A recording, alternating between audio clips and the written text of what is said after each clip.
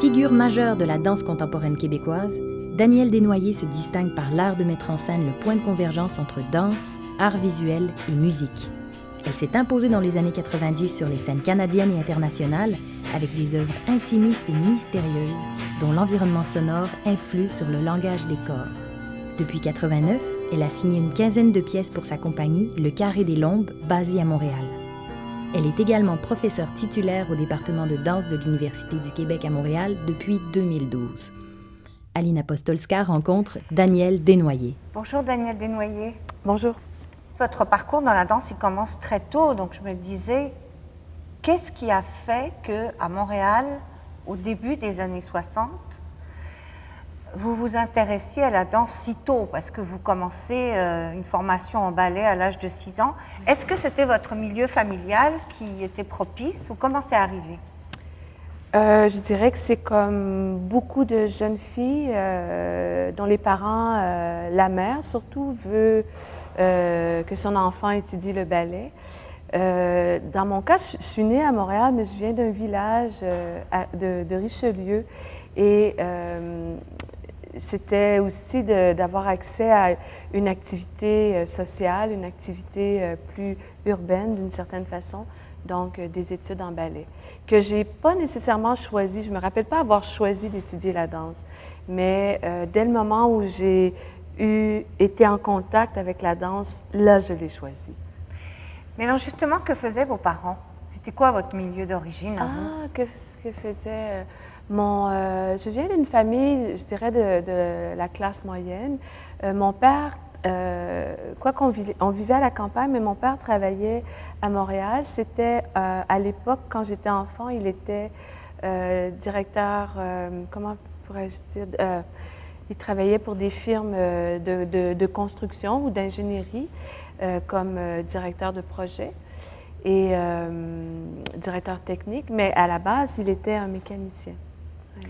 Est-ce que votre maman était au foyer? Au foyer, mère de 6 enfants. Ah oui, c'est ça. Donc, vous n'êtes pas fille unique. Non, je ne suis pas fille. On est 6 enfants. Je suis la deuxième d'une famille de 6 enfants. Et elle a choisi le ballet pour vous? Oui. Que faisaient les autres comme activité sociale, comme vous dites? Elle a choisi le ballet pour ses 6 enfants. Donc, elle a tenté on est 4 filles, 2 gars. Elle a tenté même pour les gars que tout le monde à la classe de ballet. Je sais pas, ma mère, c'était une personne qui avait quand elle avait une idée en tête, là, c'était... fallait que tout le monde s'y mette. Et donc, d'abord les filles, plus vieilles. Il y a eu des tentatives pour mes frères, ça n'a pas fonctionné, évidemment. Puis, voilà. Donc, en fait, ce que j'apprends à l'origine, c'est que la danse, c'est comme la volonté maternelle. Oui. Qu'est-ce qui se passait dans ce village du Richelieu au début des années 60 pour qu'elle ait cette attirance pour la danse? Je veux dire, est-ce que c'était suffisamment présent dans le Québec du début des années 60? On sait très bien que 10 ans après, par exemple, c'est une explosion. Oui. Mais déjà, à cette époque-là, ça paraît une conviction quand même chez la part de votre mère. Oui, je pense que c'est quelque chose dont j'ai peut-être jamais parlé dans ma biographie, mais je reviens au fait que je viens de la campagne, je viens d'un village, et pour pouvoir étudier le ballet, il fallait faire des kilomètres pour pouvoir avoir accès à des cours. En l'occurrence, il y avait une école qui s'était ouverte à Saint-Basile-le-Grand, qui est à proximité de Montréal. Alors, c'était soit de se rendre à Montréal, au Grand Ballet canadien, ou ce qu'a fait ma mère ensuite pour justement que toute la famille puisse avoir accès au ballet, elle a fondé une école à Richelieu et cette école faisait venir des professeurs de Montréal. Alors, ma mère n'avait jamais dansé, mais c'était quelqu'un qui avait la capacité d'organiser donc une école. Et cette école est devenue très grande et accueillait des enfants de toute la région. Est-ce que, quelque part, il y avait comme un rêve qu'elle a projeté sur ses enfants? Pas du tout, parce que je dirais même que elle a voulu développer l'effort physique chez nous, le côté qu'on ait une activité dite sportive ou culturelle. Oui, enfin. En fait, chez nous, aussitôt qu'on voulait faire quelque chose, on le faisait. Si on voulait étudier le piano, la semaine d'ensuite, on allait au piano. Si je voulais étudier la peinture, la semaine d'ensuite, j'avais un professeur de peinture. Tu sais, elle était très ouverte à l'enseignement des arts. Par contre, je peux, de façon plus anecdotique, par exemple, j'étais abonnée au Grand Ballet canadien. Alors, on partait, on prenait l'autobus en région avec une pancarte dans le cou, moi et ma sœur, et on allait voir les Grands Ballets canadiens toute seule, toute petite. Aller voir les spectacles. Aller voir les spectacles, tous les spectacles. Et j'ai encore aujourd'hui les programmes de ces spectacles-là. Donc, il y avait, chez nous, la culture, c'était extrêmement important. Et comme on n'y avait pas accès facilement, il fallait trouver les moyens de se donner l'accès. Donc, elle faisait venir les professeurs de Montréal. Et parfois, ils couchaient même chez nous le week-end. Et j'avais accès à de très, très belles artistes. Et c'est probablement, ça a été très formateur pour moi d'avoir accès à ces interprètes. Oui, parce que les grands ballets canadiens, à l'époque, évidemment, c'est Madame Chiriaev, c'est Madame, comme on l'appelait, et puis c'est de la danse classique. Mais votre mère, aujourd'hui, quand elle voit ce que vous êtes devenue, et toute cette importance, sans doute déterminante, elle doit être contente? Oui. Et en même temps, je me souviens quand j'avais annoncé, ma famille a aussi vécu une grande période de ma vie en Afrique. Et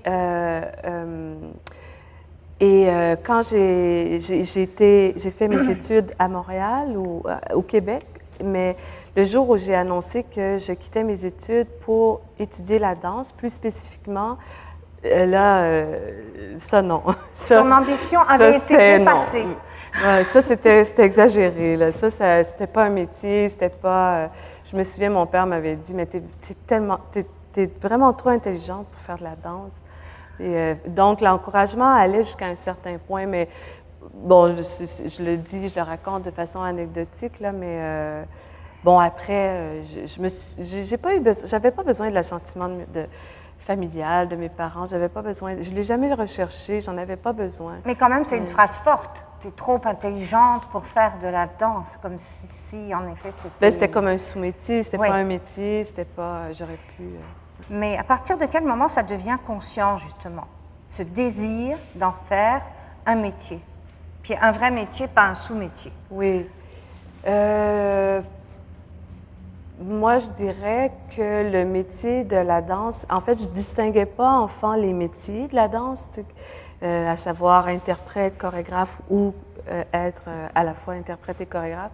Mais je pense que comme bien des enfants, il n'y a rien d'exceptionnel là-dedans, mais moi, dès la première minute où j'ai touché la barre, premier exercice, c'était comme wow, c'était encore... Mais alors justement, à quel moment est-ce que ça se transforme en projet professionnel?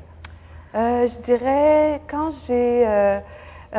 à l'adolescence, j'ai commencé à étudier à Montréal, à Pointe-Pieds-Nus, entre autres. Un des premiers stages que j'ai fait à Montréal, c'était avec Paul-André Fortier. Et là, on est dans quelles années, l'adolescence? J'avais 16... Dans les années 70? Oui, j'étais très jeune. J'étais à 17 ans, dans ces eaux-là. J'étais très aventureuse. J'avais appris à prendre l'autobus seule, très jeune. Oui, pour aller voir les grands ballets canadiens. Exact. Fait que je fouillais. À ce moment-là, il n'y avait pas l'Internet. Je cherchais à quel endroit...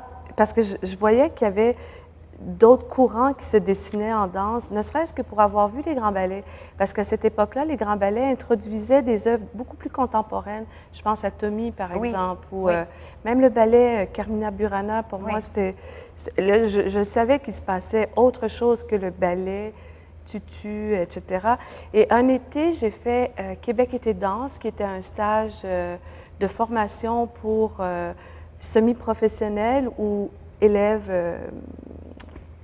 avancés. Et je m'étais inscrite à ce stage-là et en ballet. Et on était obligé de faire aussi de la danse contemporaine. C'était mon premier contact.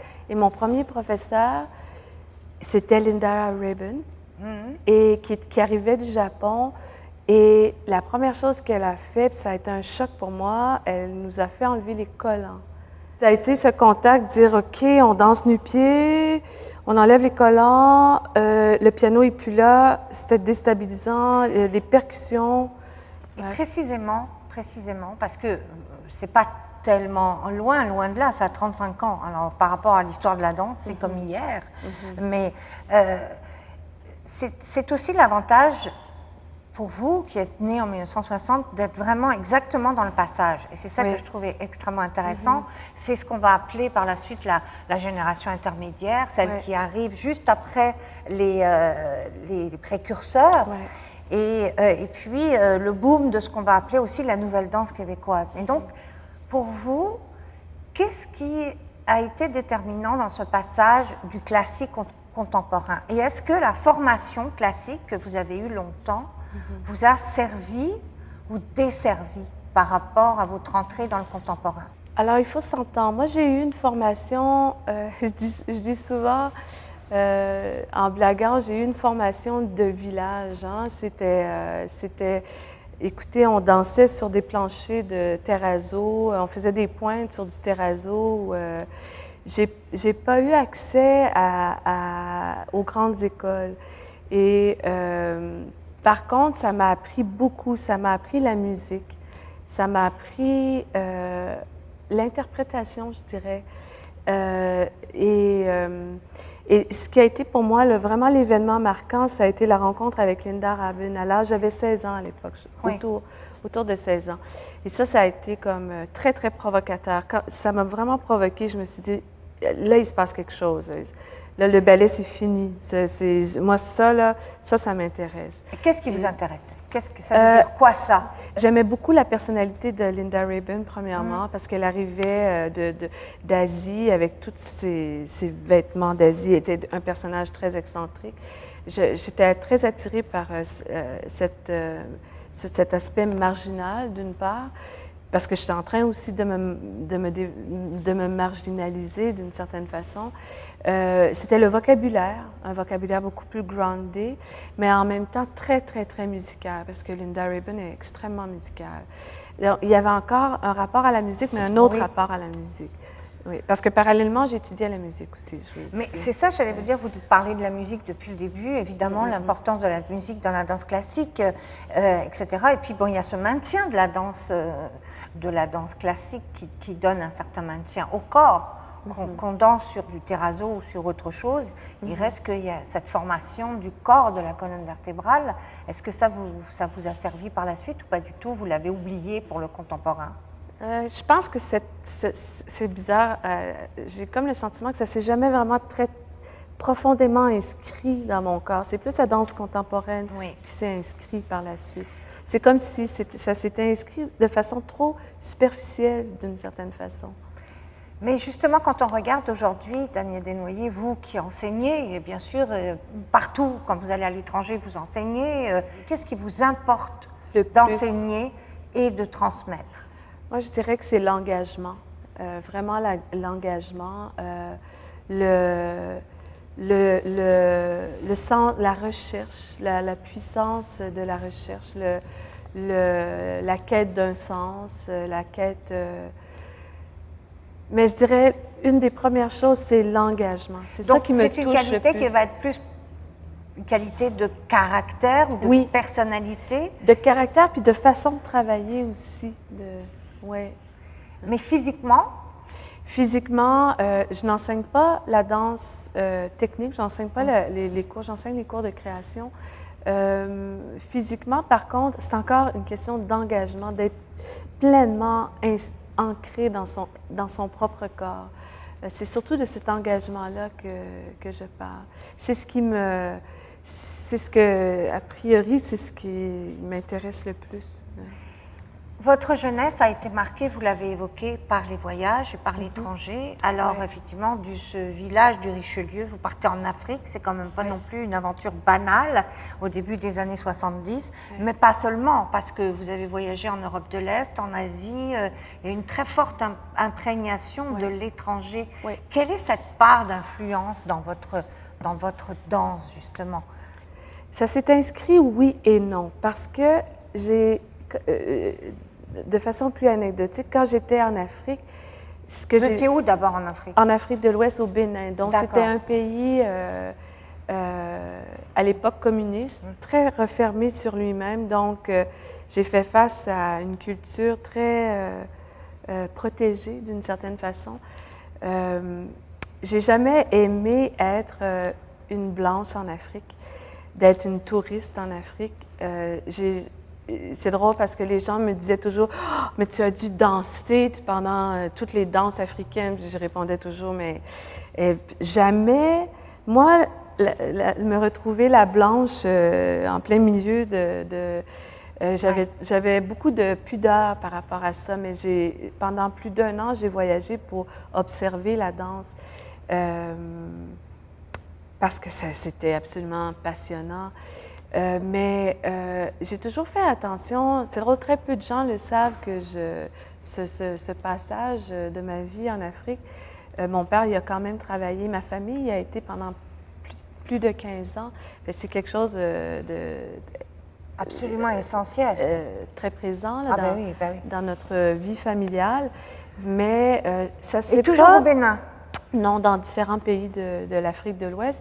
Mais ça s'est pas inscrit dans la pratique de mon art d'une certaine façon.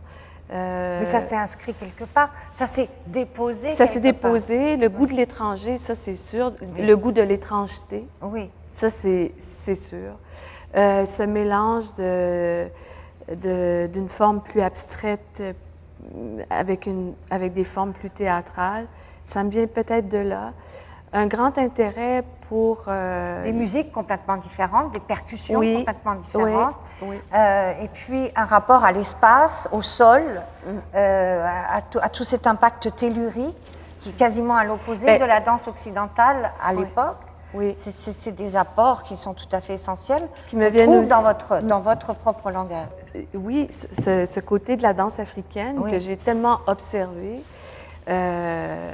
parfois pratiqué isolément, mais il y avait aussi cette danse folklorique russe que j'aimais tant et que je suis allée observer aussi. J'ai toujours aimé ça, partir, voyager toute seule, me dire, OK, je vais aller regarder, je vais aller observer ça. Et de partir avec mon sac à dos toute seule, puis voyager, partir. Mais l'une comme l'autre, ce sont des danses païennes, c'est-à-dire ce sont des danses qui sont des danses de communication avec quelque chose de plus grand que soi, qui s'appelle comme on veut, mais c'est aussi la notion de la percussion au sol, dans les danses folkloriques russes ou autres d'ailleurs. Vous avez dès le départ été intéressé par cette approche-là. Dans le contemporain, on va retrouver ça. Oui, et aussi, toutes ces danses, qu'est-ce que ça comporte aussi beaucoup d'agitation au niveau des jambes, une très grande une complexité au niveau du vocabulaire des jambes. Puis ça a toujours été quelque chose qui m'intéressait dans ces danses-là. C'est peut-être la portion qui s'est le plus inscrite de façon insidieuse, dans le travail. Néanmoins, quand vous revenez à Montréal, bon, la grande différence du milieu des années 70, c'est que là, tout a changé. Parce que la danse contemporaine n'est pas tout à fait installée, mais enfin en émergence forte.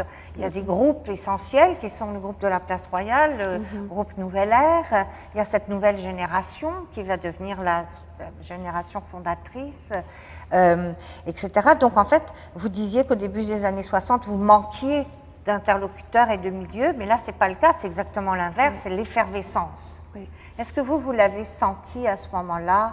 Est-ce que vous vous êtes senti porté par cette vague effervescente de la danse contemporaine à Montréal à la fin des années 70? Oui, bien justement, la fin des années 70, ça correspond à mon retour d'Afrique. Oui. Et à mon retour, j'ai appris qu'il existait un département de danse à l'UQAM. Et je me disais, bon, puisque je suis trop vieille pour reprendre mes études en danse, je vais faire des études théoriques en danse. Oui. Parce que j'aimais bien ce côté-là, écrire pour la danse. Il y avait quelque chose qui m'intéressait beaucoup là-dedans. Et je me suis inscrite au département de danse sans savoir qui enseignait. Je ne connaissais pas les courants, rien. Je ne connaissais pas Landry Fortier. Et c'est au moment de l'audition que on m'a posé la question, qu'est-ce que je venais faire là? Là, j'ai dit, ben, je veux danser. Vous avez fait vos études à l'UQAM au département de danse, en danse interprétative. Oui. Mais moi, j'ai vu dans votre biographie que vous aviez créé une chorégraphie juste à ce moment-là, en 1986, c'est la première. Oui.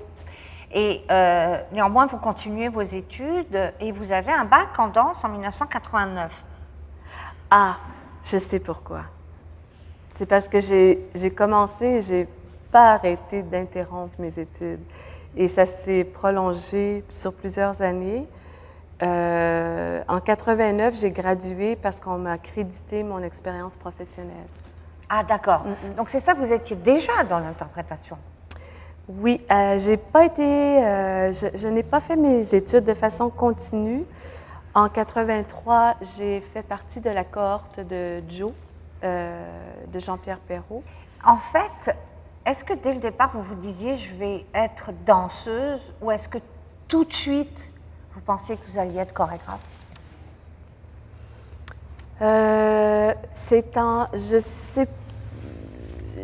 J'ai voulu être interprète, je l'ai été, et j'aurais pu l'être beaucoup plus longtemps, mais c'est en voyant travailler le chorégraphe Jean-Pierre Perrault que lorsque j'observais le travail, ce qu'il faisait, la fonction de chorégraphe, et quand j'ai commencé à chorégraphier moi-même, j'ai réalisé que c'était beaucoup plus là mon champ d'intérêt.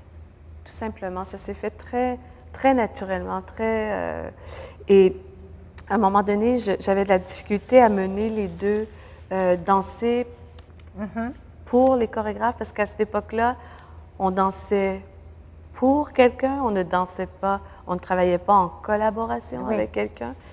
Il y a une nuance quand même. Ah oui, il y a une et nuance. Cette nuance-là faisait que ça ne m'intéressait plus de travailler pour quelqu'un. J'avais envie de développer mon propre travail.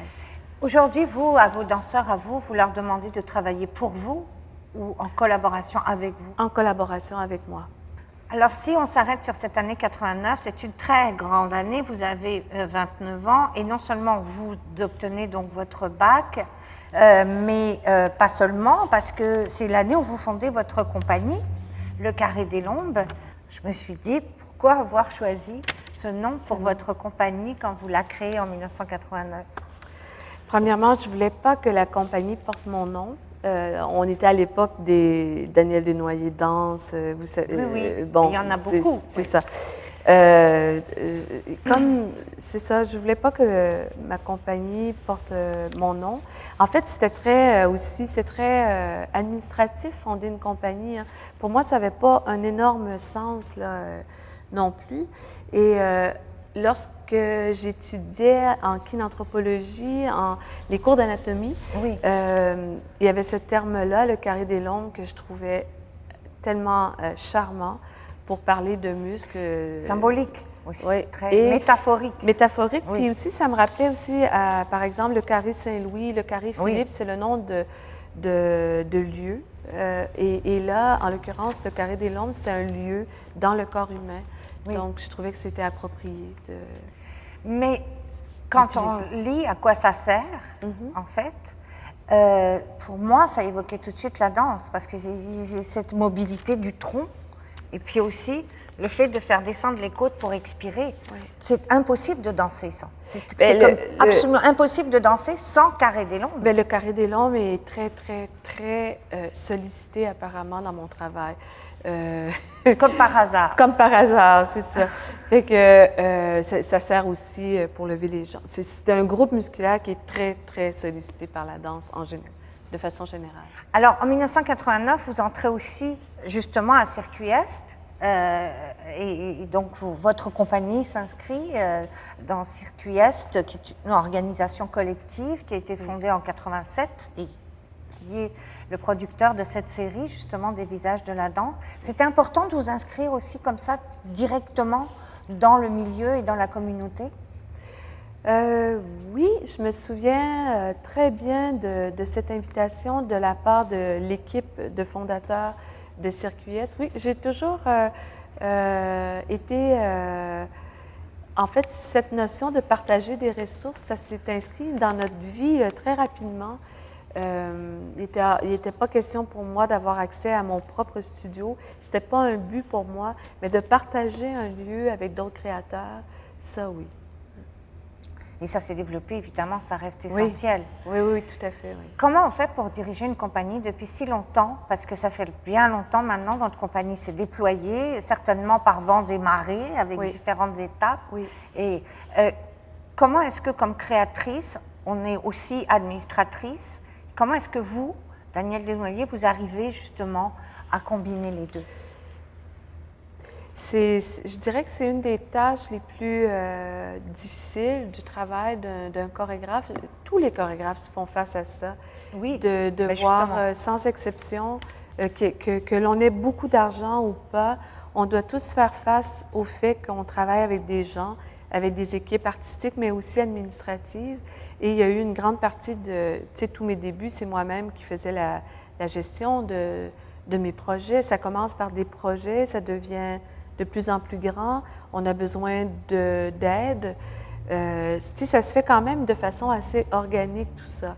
Mais il y a toujours un moment où nos désirs sont beaucoup plus grands que les moyens dont on dispose. Puis là, c'est là que ça commence à être moins organique, je dirais.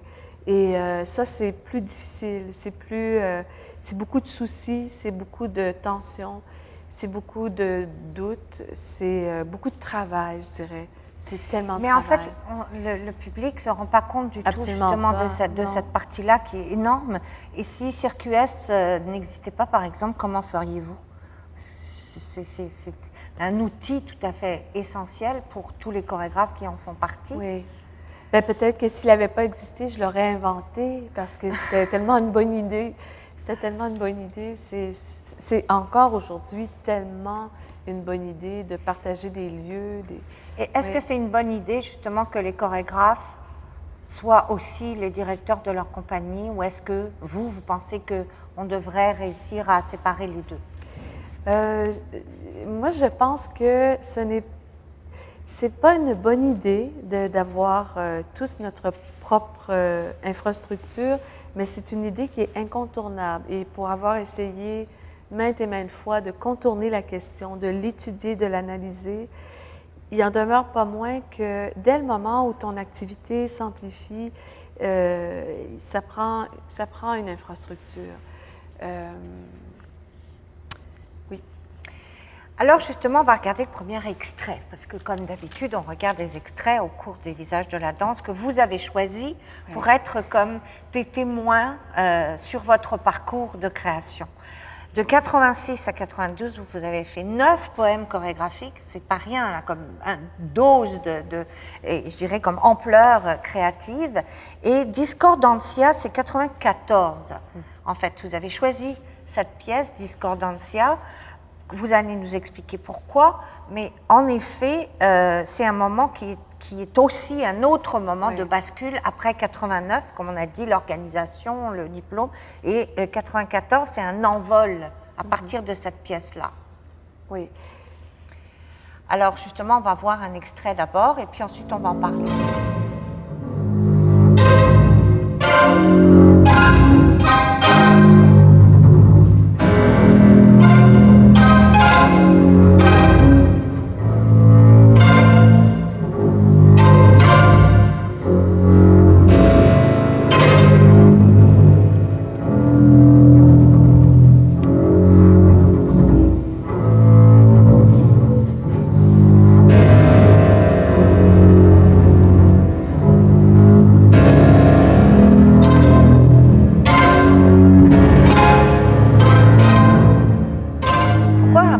Cette pièce-là?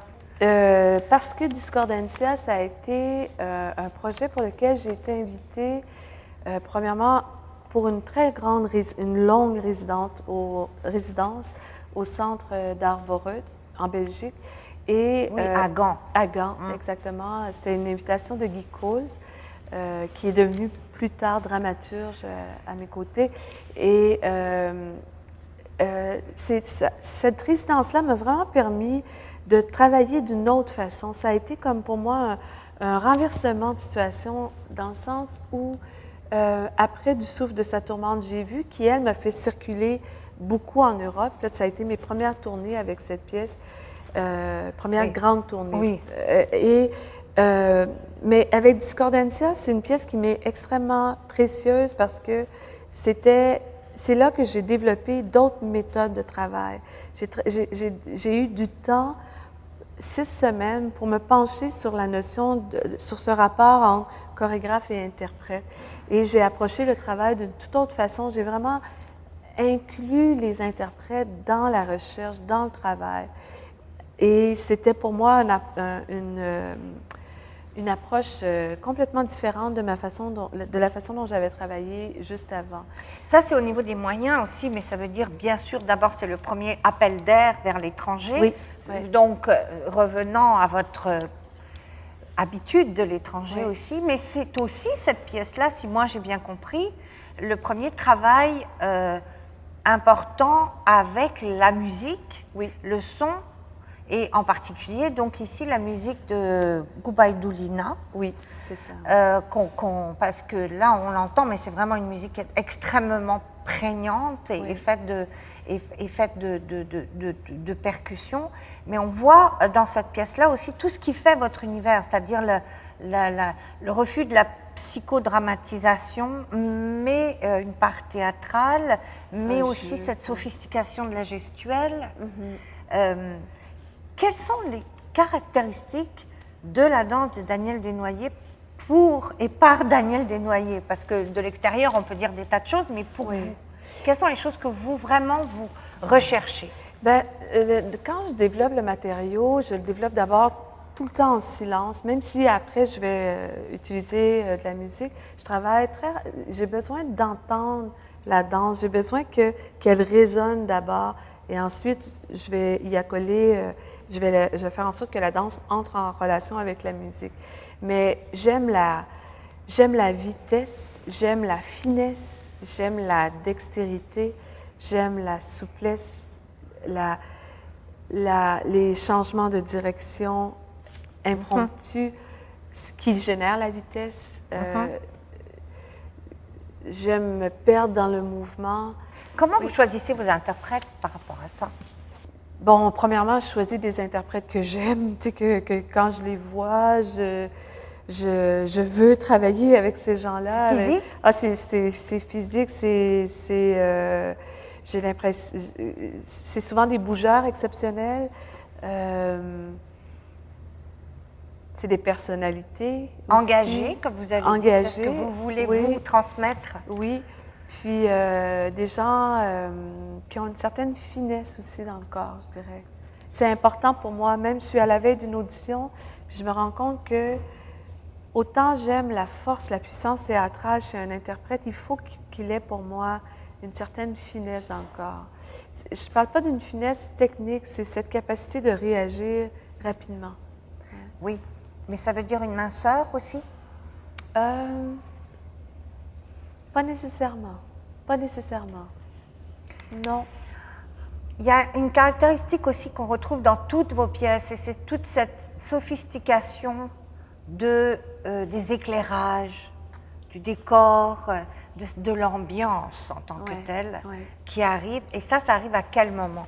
Est-ce que c'est une ambiance que vous avez dès le départ dans la tête? Assez tôt dans la tête. Je dirais même que quand je dis souvent, je sais la pièce, je sais où je m'en vais, je la vois, là, mais ce que je vois, c'est pas la danse, c'est je vois cette espèce pas d'univers, mais de boîte dans laquelle la danse va s'inscrire. Et je travaille depuis mes débuts, je travaille avec Marc Parent, qui est éclairagiste.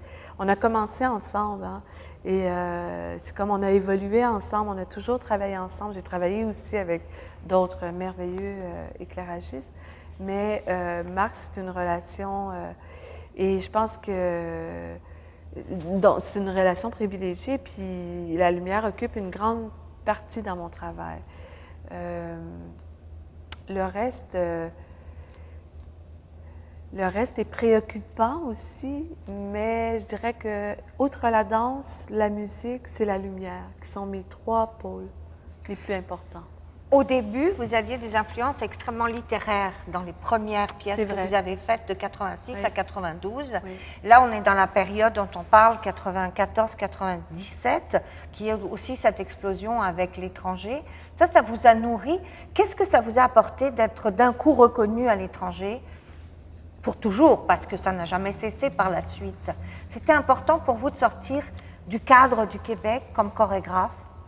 C'était très important de sortir du cadre du Québec parce que je le trouvais relativement étouffant.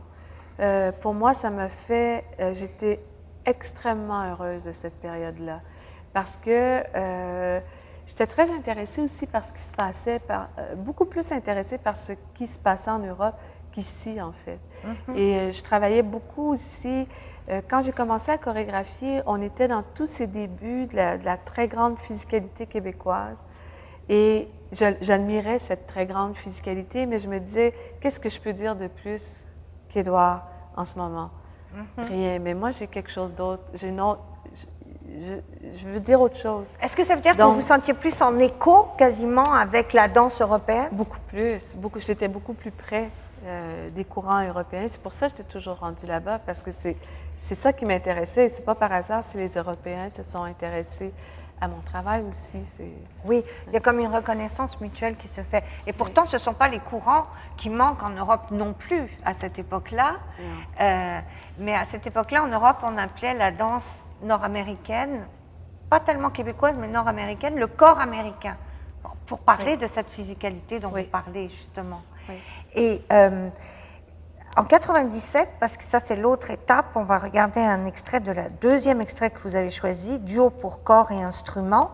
Là, il y a cette relation encore plus consubstantielle et intrinsèque avec la musique, le son qui se fait avec cette trilogie dont le premier volet de la trilogie en 1997, c'est duo pour corps et instruments. Alors, on va regarder un extrait de la pièce et en parler.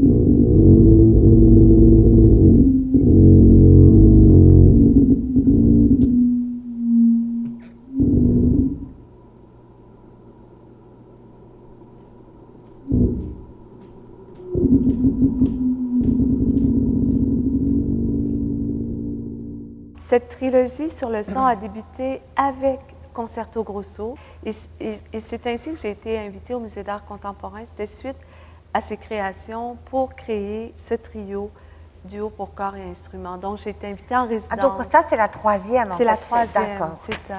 Alors, comment a commencé cette trilogie? Parce que là, on partait de tout votre travail précédent avec les pièces qui avaient précédé, où il y avait une part de la musique, mais pas aussi déterminante que dans cette trilogie-là. Oui. C'est venu d'où? En fait, j'avais une idée scénique et qui était de travailler avec cette belle surface de métal. Oui. C'était d'abord un concept scénographique. Donc, cette grande surface de métal avec une tour de haut-parleurs au-dessus des têtes. Et j'avais invité Nancy Taubin à venir voir du travail que je faisais avec des chaussures de claquettes, en fait.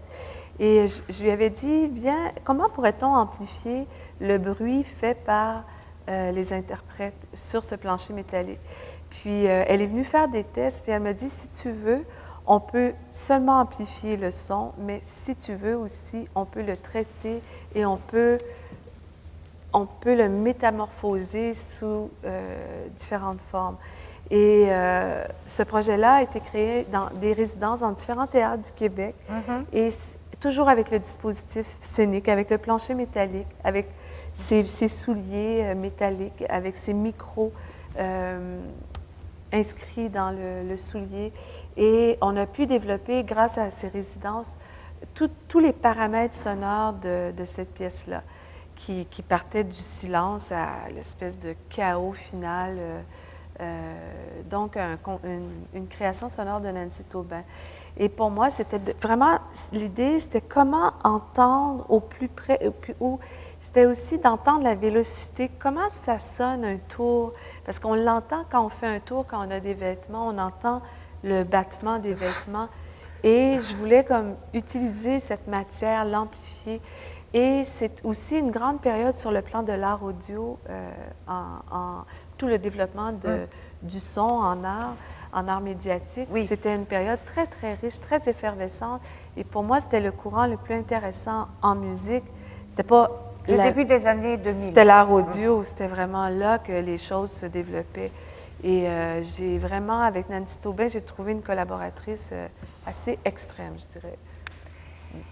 Vous avez toujours intégré les autres arts. Tout à l'heure, on parlait des éclairages, la musique, etc. Et en fait, ça, c'est le début donc, des années 2000. Oui. La trilogie se termine en 2003. Exactement. Exactement à ce moment-là. Et vous rentrez dans une autre phase créative dans laquelle vous allez intégrer toujours des arts, mais peut-être encore plus qu'avant, avec les arts visuels, l'architecture. Petit à petit, dans votre création, qu'est-ce qui, à partir de cette période des années 2000, va influencer plus l'un l'autre? C'est-à-dire, est-ce que c'est la danse qui est le démarrage de votre inspiration, ou est-ce que c'est plutôt ces arts que vous associez à la danse qui précèdent l'inspiration pour la chorégraphie? Ça a été pendant toutes ces années, je dirais, plus les autres disciplines qui m'ont d'abord interpellée. J'avoue que la danse, pendant ce temps-là, je me suis un peu éloignée de la danse d'une certaine façon. En intégrant d'autres artistes de d'autres disciplines, c'est pas juste les intégrer, c'est qu'on y met beaucoup de temps. Hein, il y a tout un temps d'intégration. Donc, il y a moins de temps pour la danse, en fait. La danse était peut-être un peu... Je dirais pas que je délaissais la danse, je suis demeurée quand même... les autres disciplines venaient en relation avec la danse, mais j'ai comme un peu perdu de l'intérêt d'une certaine façon pour la danse. Pour le vocabulaire chorégraphique seul. Tout à fait, tout à fait. Et oui, puis c'était probablement nécessaire de passer, d'avoir cette espèce de passage. Ça faisait 20 ans que vous étiez chorégraphe, en fait. Oui, à peu près. Hein, à peu près. Ouais. Fait que c'est comme à un moment donné, on a le goût d'aller voir d'autres, de travailler avec d'autres gens, de côtoyer d'autres disciplines. Oui. C'est une période qui dure 5 ans, de 2003 à 2008, qui correspond de plus à une période pendant laquelle vous êtes artiste associé à l'Agora de la danse, avec une sorte de coproduction, enfin pas une sorte, une coproduction à long terme, donc qui vous permet de développer vos projets à long terme. Et ça, c'était une de mes questions. Est-ce que c'est important pour une compagnie, pour un artiste, d'avoir un soutien comme ça, pas sporadique, mais véritablement engagé sur un certain nombre d'années? Absolument, absolument. C'est essentiel. Et ça, c'est justement ça qui m'a permis d'expérimenter, en fait. Parce que là, c'est difficile d'expérimenter quand tu n'as pas un lieu pour le faire. Et d'avoir une assise comme l'Agora de la danse, ça a été extrêmement important pour moi. Et oui, c'est fondamental d'avoir des ententes à long terme avec des organismes parce que ça donne le courage, ça donne la confiance, ça te permet aussi de t'inscrire à plus long terme dans un projet. Et comme vous étiez déjà extrêmement connus et sollicités à l'étranger avec des tournées qui font non seulement toute l'Europe, mais aussi l'Amérique du Sud et tout le Canada. Vous avez aussi, outre l'Agora de la danse, des coproductions avec l'Europe. Et en fait, de plus en plus, parce qu'on s'aperçoit que vos œuvres aujourd'hui sont toujours liées à une coproduction elles européenne. l'ont toujours été, en fait. J'ai eu la chance d'avoir ces coproductions dès mes premières pièces, en fait, et toujours par la suite. J'ai fait très peu de projets qui ont été financés seulement par des organismes publics canadiens. Ouais. Est-ce qu'aujourd'hui, et même, je dirais, depuis le milieu des années 2000, est-ce que ce que vous avez dit des années 80 est toujours vrai? C'est-à-dire, est-ce que vous disiez que vous vous sentiez plus chez vous en Europe et que votre danse était plus européenne que québécoise dans les années 90? Ouais. Est-ce que c'était vrai aussi de vos chorégraphies des années 2000? Est-ce que vous vous sentez toujours comme ça aujourd'hui? Non, ça a changé d'ailleurs autour des années après Discordancia. Lorsque j'ai créé Concerto Grosso pour corps et surface métallique dans des théâtres québécois, j'ai eu envie de revenir ici pour mieux m'implanter ici parce que je me disais, ça n'a pas de sens, je passe mon temps à aller en Europe pour travailler alors que je pourrais très bien travailler ici. Et j'avais envie de développer ce concept de résidence aussi au Québec. Et je me souviens avoir frappé pour la première fois à la porte de l'Agora et avoir demandé à Francine Bernier, est-ce que je peux utiliser ce théâtre qui est vide tout l'été?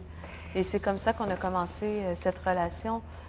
Est-ce que ça ne veut pas dire aussi, Danielle Desnoyers, que c'est la danse québécoise elle-même qui a énormément changé? Parce que si elle était comme très marquée par une certaine identité nord-américaine, toute la physicalité, etc., elle s'est elle-même tellement développée, et elle a elle-même intégré des courants tellement différents que finalement, il n'y en a plus tellement de différence entre la danse contemporaine européenne et québécoise des années 2000. Oui, parce qu'il y a plein de gens qui, comme moi, ont fait les mêmes allers-retours en Europe, ce qui fait que c'est beaucoup moins flagrant, là, les différences. Même on dit de chorégraphes québécois qui sont plus européens ou oui, et puis il y a des nouvelles générations qui ont, elles, intégré des courants et des influences extrêmement bigarrées. Exactement, exactement. Il n'y a plus ces...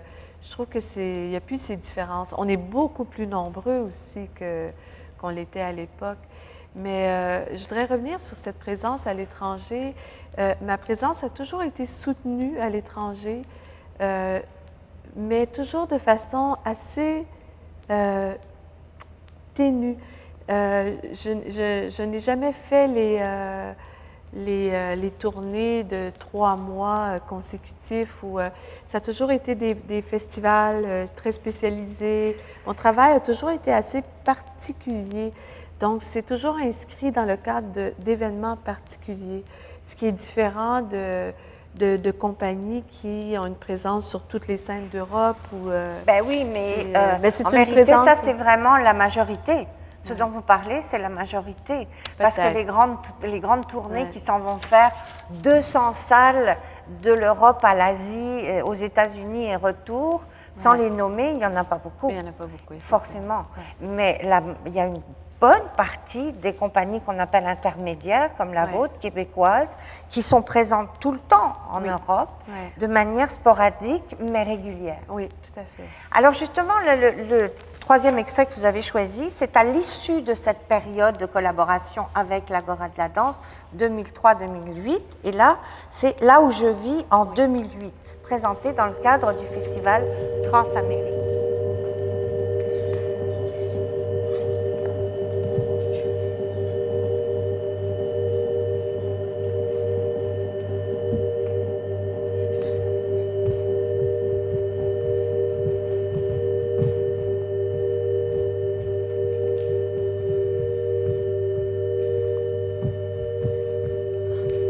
On voit nettement que l'évolution s'est faite, hein, parce que de cette période, nouvelle période 2008, depuis 2008 on va dire, il y a je ne sais pas si c'est un retour, en tout cas c'est de manière flagrante une plus grande préoccupation pour le mouvement pur en tant que tel. Oui.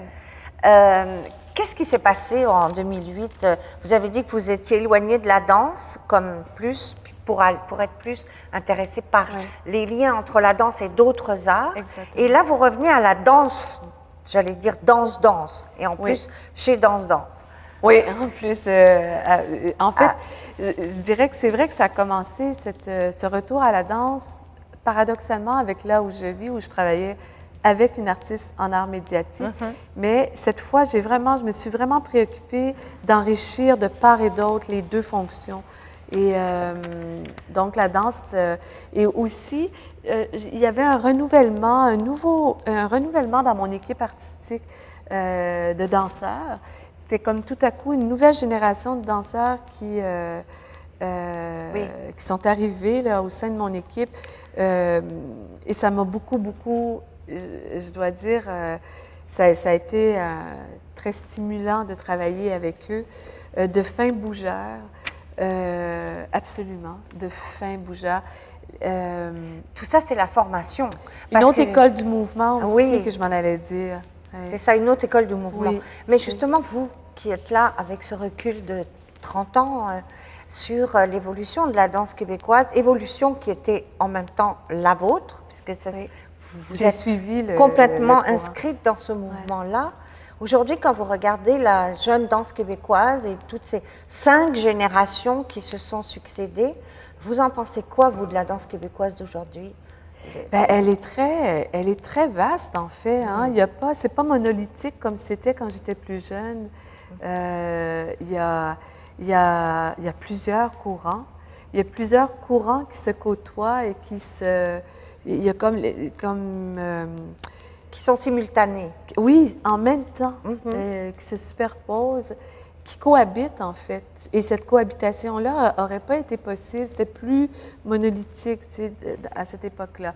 C'est sûr qu'on risque de revenir à ça tout de même. Puisque j'enseigne aux nouvelles générations, je vois très bien qu'il y a des courants assez monolithiques qui se forment. Tout le monde veut faire la même chose. J'ai ce sentiment-là que tout le monde veut faire le même type de travail. Les voix se distinguent moins, mais elles vont se distinguer avec le temps aussi, de toute façon. Mais moi, je regarde avec plaisir toute la nouvelle génération, avec un très, très grand plaisir. Et quand vous y pensez, vous vous dites, quelle est votre influence à vous là-dedans? Parce que vous avez accompagné ces 35 dernières années. Et quel sentiment avez-vous, vous, de votre influence sur cette évolution-là? C'est une question que je me pose rarement.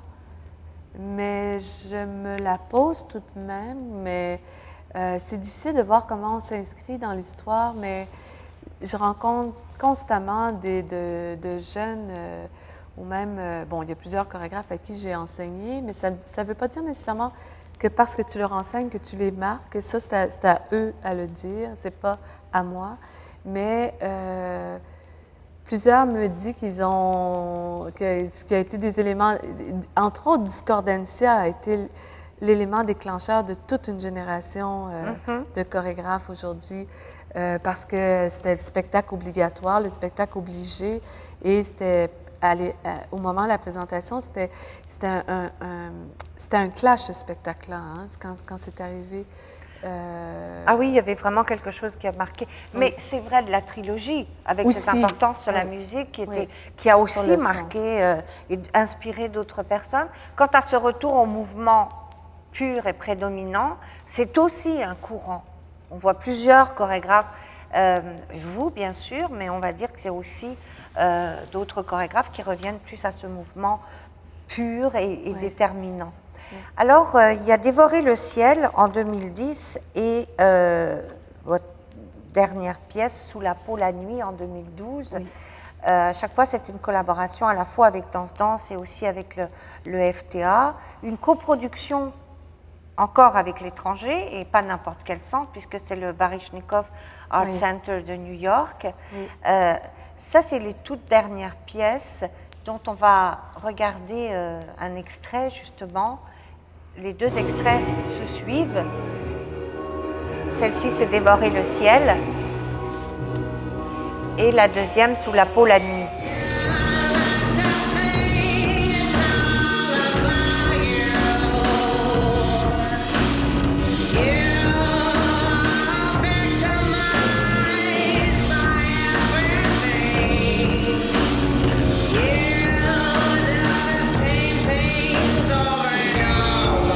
Donc ces deux dernières pièces-là, 2010-2012, là vous avez votre nouvelle pièce pour 2013 avec cette coproduction du festival Cannes Danse.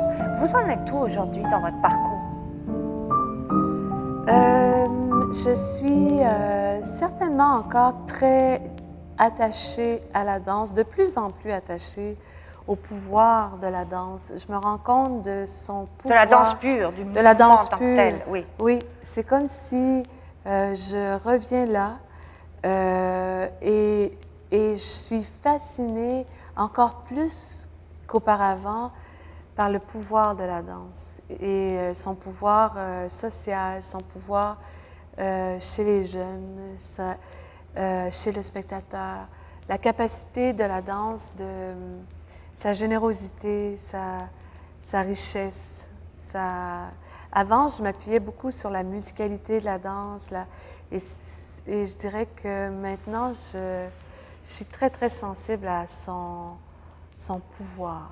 Son pouvoir Ouais. intrinsèque, comme si vous reveniez dans un chœur. Ouais. En tout cas, ça veut dire qu'on va voir encore beaucoup d'autres pièces de vous dans ce mouvement-là et peut-être dans d'autres. Je vous remercie beaucoup d'avoir partagé ce moment et puis bonne danse, justement, pour au moins la décennie à venir. Merci. Danielle Desnoyers, merci.